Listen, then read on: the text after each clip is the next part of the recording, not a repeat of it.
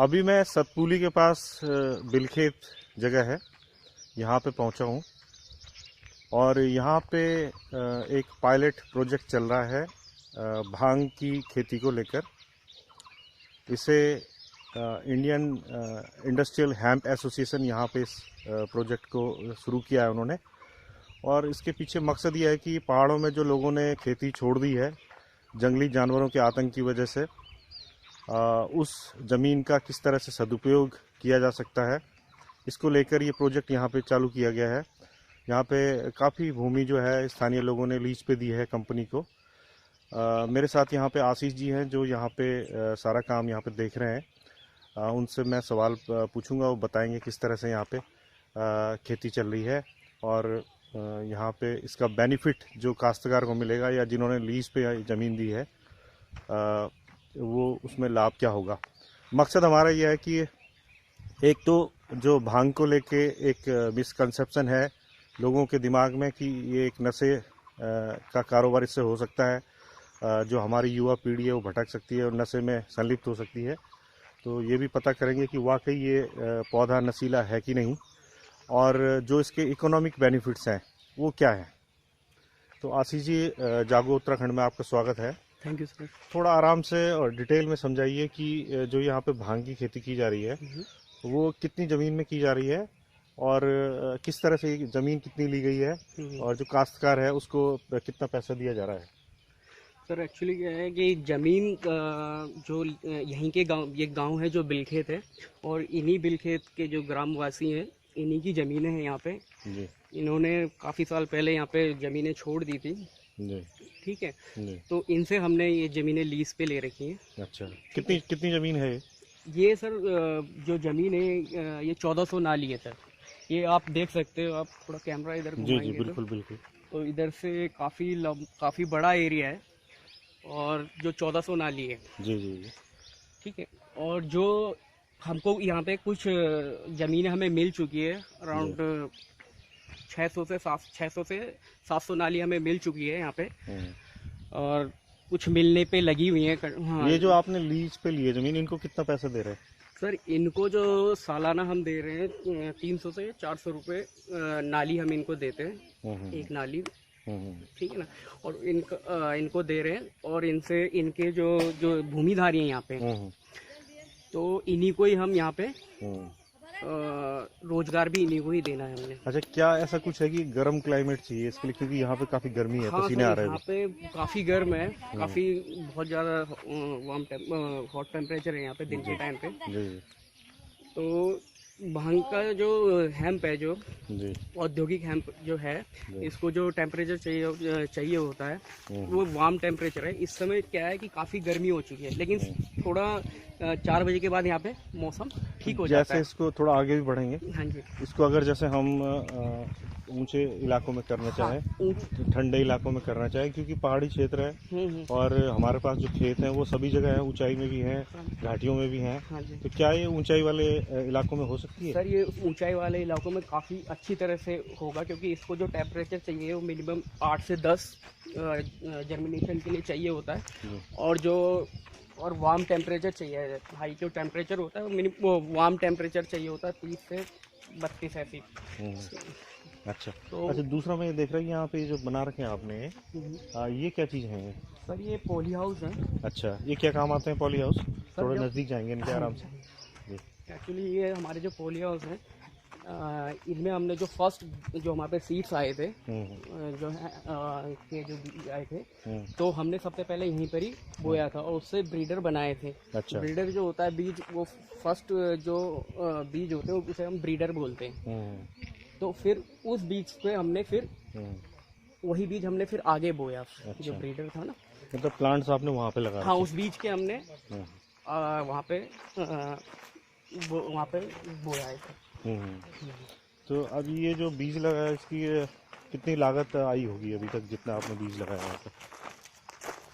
Sir हमने यहाँ पे जो बीज बोया था वो हमने यहाँ पे बोया है 600 ग्राम, 600 से 700 ग्राम हमने यहाँ पे बीज बोया है। अच्छा। और जो मैं देख रहा हूँ कि इस समय मेरे को यहाँ से 20 किलो बीज यहाँ से मिल जाएगा, ठीक है। और इसका जो पेड़ है हेम्प का, ये पूरा प्रोसेस में होता है सर। इसका जो इसका ब्रांच होती है तो वो तो फाइबर के काम आता है। अच्छा, ठीक है। और ऐसा करते हैं हम लोग थोड़ा और नज़दीक जाएंगे। हाँ जी, कहाँ से जा सकते हैं हम नज़दीक? आप सर इधर से आइए। अच्छा, तो अब हम नज़दीक जा रहे हैं पूरे इसके जहाँ पे खेती हो रही है। और जिस तरह से आशीष जी बता रहे हैं कि इसका जो ये पौधा है ये पूरा यूटिलाइजेशन इसका हो जाता है। इसका जो फाइबर है इसके भी काफ़ी यूज़ होते हैं। जहाँ तक मैंने सुना है कि चाइनीज़ आर्मी जो है इसकी जो ड्रेस बनती है इससे, जिसमें यूवी प्रोटेक्शन होता है। मैं आपको दिखाना चाहूँगा आशीष जी, ये आपका आप देख सकते हैं, ये पायलट प्रोजेक्ट का यहाँ पे बोर्ड लगा हुआ है। Pilot project of on hemp, Bilkhet Pauri district. विजया खेती के महत्व इसमें लिखे गए हैं। इससे कागज़ बनेगा जिससे वनों का संरक्षण होगा। दूसरा पॉइंट लिखा है, इससे कपड़े बनेंगे जिससे उत्तराखंड में रोजगार सृजन होगा। विजया से बने कपड़े सूती कपड़ों से 10 गुना मजबूत होते हैं। हेम्प क्या लिखा है? हेम्प ऑयल से पेंट, वार्निश, इंक आदि बनाई जा सकती हैं। हेम्प का तेल पेट्रोल की जगह इस्तेमाल हो सकता है। हेम्प की दवाई से cancer, AIDS, arthritis, blood cancer आदि की दवाइयाँ बन सकती है। इसमें कीटनाशक का गुण भी होता है, उसके लिए भी इसका प्रयोग हो सकता है। गुजरात के कपास पर निर्भरता कम हो जाएगी अगर हेम्प का काम सक्सेस होता है यहाँ पे। यह प्रोटीन का एक अच्छा स्रोत भी है। और हेम्प से बना जो प्लास्टिक है वो 80 दिन में मिट्टी में मिल जाता है। तो ये सारी चीज़ें यहाँ पे लिखी हुई हैं, जिससे ये लगता है कि ये जो प्लांट है इसकी जो वैल्यू है, इकोनॉमिक वैल्यू है, वो बहुत ज़्यादा है।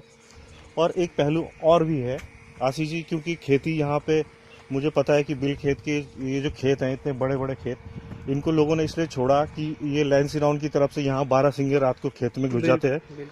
तो ये 12 सिंगे अभी भी आ रहे हैं क्या?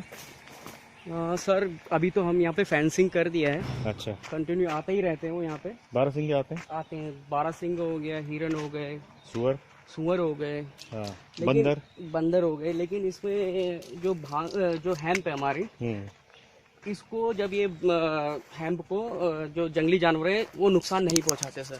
अच्छा, है ना? खाते नहीं है सर? उसको नहीं खाते सर। अच्छा, ये जब पौधे होते हैं तो उखाड़ते नहीं, क्योंकि सुअर की टेंडेंसी होती है कि कुछ नहीं करेगा, लेकिन उखाड़ लेगा। बिल्कुल सर, यहाँ पे यही मतलब सुअरों से थोड़ा दिक्कत है, इसलिए हमने फेंसिंग कर दी है यहाँ पे। अच्छा, आप देख रहे होंगे चारों तरफ इधर से फेंसिंग कर रखी है। आप देख सकते हैं कि पूरे एरिया में फेंसिंग है यहाँ पे। काफ़ी बड़ा एरिया आप देख सकते हैं, 1400 नाली करीब आपने बताया। पूरे एरिया में फेंसिंग है। और पानी कितना डालना पड़ता है इसमें? सर पानी जो है इसका, जो हेम्प के ग्रोथ पीरियड में जब पानी की ज़रूरत पड़ती है, और नाइट्रोजन की ज़रूरत भी ग्रोथ पीरियड में ही पड़ती है।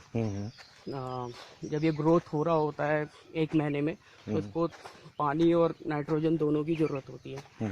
तो पानी हम डालते ही रहते हैं सर इसमें हर, क्योंकि यहाँ पे गर्मी काफ़ी ज़्यादा है, तो यहाँ पे हम रोज इसमें हम पानी डालना ही पड़ता है। जो नई ग्रोथ है जो हमारी, ये जो आप देख रहे हो, कितना पानी डालना पड़ता है सर? इसमें जो पानी डालेगा सर, यहाँ पे आप देखेंगे, मतलब अब सर सोइल के ऊपर बात है। अच्छा, अब यहाँ पे आप देखेंगे सोइल काफी, ये बालू मिट्टी है, ये रेतीली जमीन है, सैंड है इसमें आधा से ज्यादा ना। तो इसमें क्या होता है, पानी ऊपर से सूख जाता है, लेकिन नमी काफी अच्छी रहती है नीचे की तरफ। तो इसमें पानी हम सर एक दिन में, इसमें ग्रोथ पीरियड में डालते ही हैं। एक दिन छोड़ के एक दिन, एक दिन छोड़ के एक दिन, इसमें डालते ही रहते हैं। ये आप देख सकते हैं कि जो भांग के पौधे हैं वो बड़े बड़े यहाँ पे हो चुके हैं। यहाँ पे आप देख सकते हैं, ये आप इस तरह से देख सकते हैं कि यहाँ पे देखिए ये भांग का पौधा है, 5-5.5 फुट की हाइट इनकी हो चुकी है। कुछ तो 6 फुट के आसपास भी दिखाई दे रहे हैं। बड़े प्लांट यहाँ पे हो चुके हैं। ये कितने टाइम में इतने बड़े पौधे बने हैं ये? सर ये इसको 3रा महीने में फसल पक जाती है सर। अच्छा, है ना? तो ये लास्ट स्टेज पे इसमें ये क्रॉप है। अच्छा, अब थोड़ा सा आप ना नज़दीकी से इसका बता दीजिए कैसे क्या क्या यूटिलाइजेशन होता है जी। ये देखिए आराम से बता दीजिए, थोड़ा समझना चाह रहे हैं लोग कि भाई इससे क्या होगा, कैसे होगा। सर ये सीड्स हैं जी तो सीड से काफ़ी मतलब जो ऑयल निकलता है जी। इससे प्रोटीन इस सीडों में सबसे ज़्यादा पाया जाता है। अच्छा। ठीक है ना। हम्म और इससे जो इसका ऑयल जो है सीड्स का, हम्म ये हमारे शरीर के लिए काफ़ी अच्छा है। इससे कोलेस्ट्रॉल कम होता है। हम्म ठीक है। और जो दिल की बीमारियां हैं, हार्ट के पेशेंट हैं, उनके लिए काफ़ी अच्छा है सर। अच्छा। और फिर ये इसका ब्रांचेस हो गई, इससे फाइबर निकलता है। ये ठीक है मैं सर। आपको पूरा प्लांट दिखा रहा हूँ, ये आप देख सकते हैं। तो इसका फाइबर जो इसका पूरा पूरे पोर्शन से फाइबर निकलता है या कोई नहीं पर्टिकुलर सर, पोर्शन उड़ता है? ये इसका फाइबर है सर। अच्छा ये फाइबर है। अच्छा, थोड़ा सा दिखा दीजिए। सर आप देख लीजिए, ये फाइबर है। अच्छा, तो ये इसको इससे कैसे करते हैं, सुखाते हैं, इसे क्या होता है? सर इसका रेटिन करना पड़ता है। अच्छा। जैसे हम यहाँ के लोग करते थे वैसे तो इसका रेटिन मशीन में हो जाता है। लेकिन आजकल हम क्या करते हैं, इतने खेती इतना हमारे पास नहीं है, तो हम जो फर्स्ट क्रॉप थी हमारी, तो हमने इसकी रेटिन वहाँ नदी में की थी। नदी में करके 5 से 6 दिन इसको रखा था और फिर इसके फाइबर को इससे अलग किया था। ठीक है ना। और भांग की खास बात यह है कि सर इसका जो फाइबर होता है काफ़ी मजबूत होता है, काफ़ी अच्छा होता है। और इससे सबसे बड़ी बात है, पेड़ों का कटाव इससे रोका जा सकता है। क्योंकि भांग का 1 एकड़ भांग 4 एकड़ पेड़ों के बराबर कागज हमें प्रोवाइड कर देती है सर। अच्छा अच्छा, अब एक चीज़ और बताइए आप कि अगर काश्तकार जैसे उत्तराखंड में हमारे बंजर खेत पड़े हैं जगह जगह, तो कुछ आइडियाज आप दे सकते हैं कि कितनी नाली में कितना पैसा साल भर में कमा लेगा आदमी अगर इसकी खेती करे? तो कुछ मोटा मोटा एक आइडिया सर, ये तो मेरे को इतना आइडिया नहीं है इसके बारे में। लेकिन हाँ, इसके मतलब इसका जो जैसे मैंने बताया, इसका पूरा जो इसका प्लांट है पूरा प्रोसेस में रहता है। तो सीड्स हो गया, फाइबर हो गया, इससे हेम्क्रीट तक बनती है सर। ओके, तो काफ़ी तेज़ गर्मी है, यहाँ पे धूप है। और मैं इस वजह से यहाँ पे आया था कि मैं यहाँ पहाड़ी क्षेत्रों में घूमता रहता हूँ और मेरी हमेशा ये कोशिश रहती है कि कुछ तरीके ऐसे ढूंढे जाएं जिससे कि हमारे लोग जिन्होंने खेत छोड़ दिए हैं वो लोग अपने खेतों की तरफ वापस लौटें। और ये जो यहाँ पे हैम फार्मिंग का काम शुरू हुआ है बिलखेत में, इससे एक उम्मीद की किरण यहाँ पे जगती है कि एक तो जंगली जानवर से इस फसल को कोई खतरा नहीं है, पानी भी बहुत ज़्यादा इसमें नहीं चाहिए, तो भी नहीं चाहिए, हाँ कीटनाशक भी इसमें नहीं चाहिए, और तमाम किस्म के जो इसके इंडस्ट्रियल यूज़ हैं उस वजह से ये खेती यहाँ पे सक्सेस हो सकती है। इससे 25,000 हम प्रोडक्ट बनते हैं सर। 25,000 प्रोडक्ट इससे बनाए जा सकते हैं। जैसे आपके फाइबर हो गया, कॉस्मेटिक हो गया, मेडिकल के प्रोडक्ट हो गए। मैंने सुना कि ईंट तक बन सकती है। हाँ सर, इससे हेम्क्रीट बनती है। यहाँ पे तो इसका यूज़ नहीं होता, लेकिन बाहर जो फॉरेन कंट्रीज हैं इसके वहाँ पे घर तक बनते हैं सर। इसका प्लास्टर और हेम्क्रीट से उससे बेनिफिट ये होता है कि जो ठंड में वो गर्मी रखता है और गर्मी में वो ठंडा रखता है। काफ़ी उसके बेनिफिट हैं उसके हेम्क्रीट के जो घर बन रहे बाहर।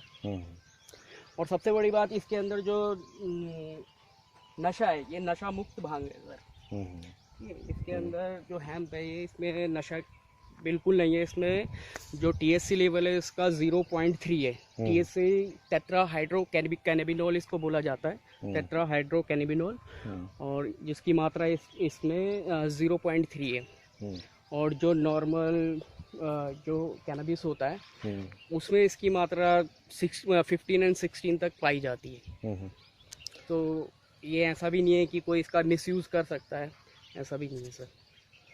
तो इस रिपोर्ट के माध्यम से हमने जानने की कोशिश की है कि जो भांग की खेती है, इंडस्ट्रियल हैम फार्मिंग जो है, उसके क्या इकोनॉमिक बेनिफिट्स हैं, क्या आर्थिक लाभ हमें मिल सकते हैं। और जंगली जानवरों से तो ये सुरक्षित है ही, तो अगर आप इस बारे में और भी कुछ जानना चाहते हैं तो यहाँ पे आप बिलखेत, अगर आसपास हो आप तो बिलखेत आ सकते हैं। बिलखेत पौड़ी से सतपुली जो सड़क आती है कांसखेत होके, उसमें लगभग पौड़ी से करीब 30-35 किलोमीटर के आसपास होगा। यहाँ पे आ सकते हैं। सतपुली से भी ये 10 किलोमीटर होगा अगर कोटद्वार की तरफ से आप आते हैं।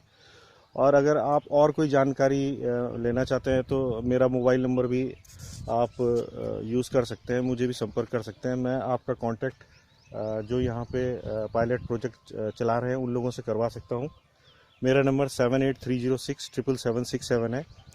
तो मैं आप लोगों का आभारी हूँ कि आपने मेरी इस वीडियो को देखा, और उम्मीद है कि जो ये हैम की यहाँ पे फार्मिंग की जा रही है, भांग की खेती की जा रही है, ये एक उत्तराखंड के उज्जवल भविष्य के लिए, और ख़ास तौर पे जो पहाड़ी क्षेत्रों से लोग खेती न कर पाने की वजह से, और कारण यह है कि जंगली जानवर परेशान करते हैं, उससे ये सुरक्षित है।